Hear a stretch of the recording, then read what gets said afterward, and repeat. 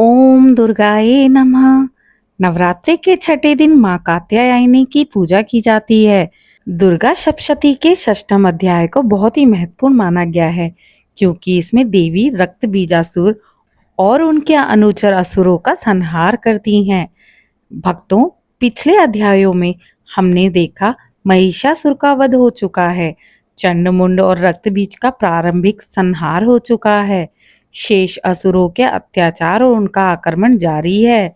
षष्ठम अध्याय हमें यही सिखाएगा कि बुराई चाहे कितनी बार जन्म ले, माँ की कृपा से उसका नाश अवश्य होगा। माँ भगवती का स्मरण करते हुए आज की कथा का आरंभ करते हैं। ओम ऐं ह्रीं क्लीं चामुंडाय विच्चे सर्वमंगले मांगलाय शिवे सर्वदे साधिके शरणे त्र्यंबके गौरी नारायणी नमस्तुते।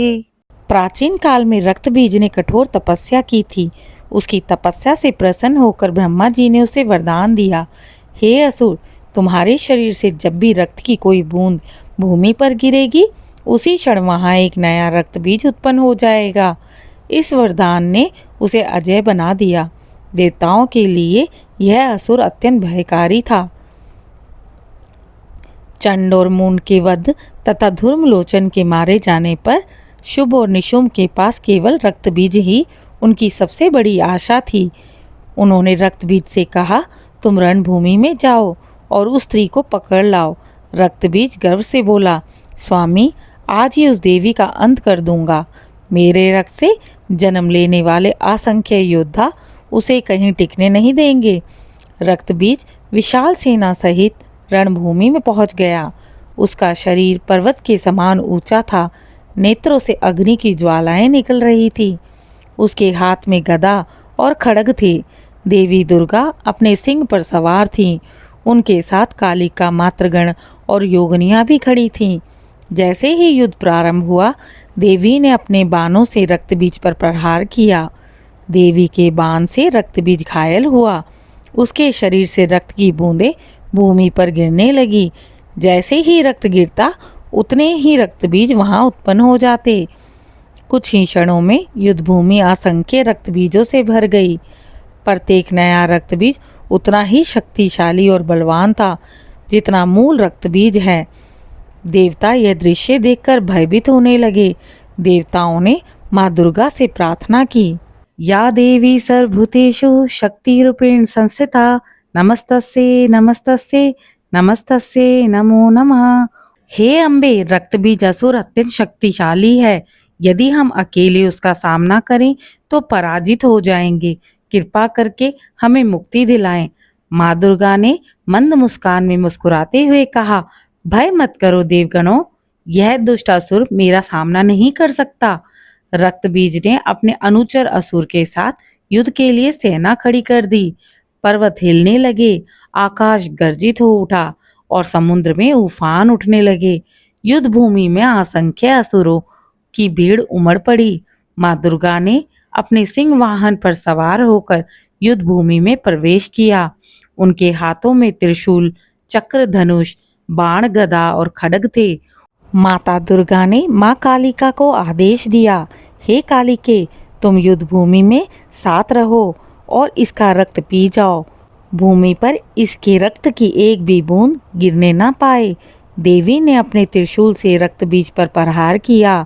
रक्तबीज घायल हुआ और उसके शरीर से रक्त बहने लगा।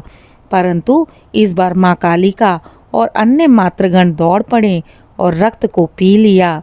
जितना भी रक्त बहा, सब पी लिया गया। भूमि पर एक भी बूंद ना गिरी। रक्तबीज बार बार घायल होता रहा और हर बार उसका रक्त पी लिया जाता था। धीरे धीरे वह दुर्बल पड़ने लगा। जब रक्तबीज अत्यंत दुर्बल हो गया, तब माँ दुर्गा ने अपने त्रिशूल से उसके हृदय को भेद दिया। उसकी मृत्यु के साथ ही उसके असंख्य प्रतिरूप भी समाप्त हो गए। युद्ध भूमि शांत हो गई। देवताओं ने आकाश से पुष्प वृष्टि की। देवताओं ने माता अम्बे की स्तुति की, हे जगदम्बे, आपने हमें असंभव संकट से बचा लिया। रक्तबीज जैसा अजय असुर भी आपकी शक्ति से नष्ट हो गया। आप ही आदि शक्ति हैं, आप ही सृष्टि की रचयिता हैं। आपके बिना कोई भी देवता शक्तिशाली कैसे हो सकता है।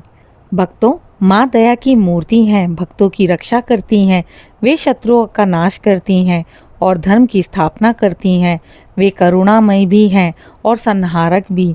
वे ही जीवन देती हैं और वे ही मृत्यु का कारण बनती है। श्रोतागणों, जीवन में समस्याएं कभी कभी रक्तबीज की तरह होती है जो बार बार जन्म लेती हैं। यदि एक समस्या का समाधान कर लो तो दूसरी खड़ी हो जाती है। ऐसे समय में धैर्य, बुद्धि और रणनीति की आवश्यकता पड़ती है।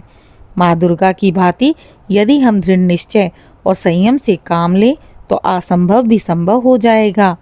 भक्तों, नवरात्रि के छठे दिन यह कथा सुनने और पढ़ने से भक्तों की असाध्य रोगों और असंभव जैसी प्रतीत होने वाली कठिनाइयाँ दूर हो जाती है।